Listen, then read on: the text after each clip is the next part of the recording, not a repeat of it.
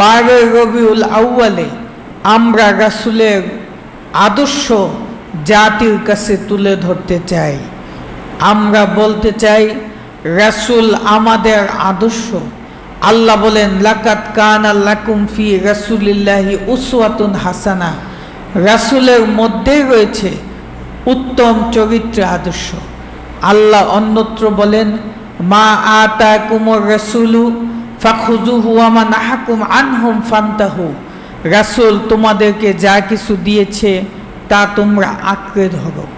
রাসূল যা নিষেধ করেছে তা তোমরা বর্জন করো।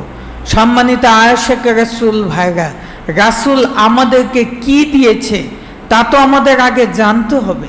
না জেনে আমরা কি মানব?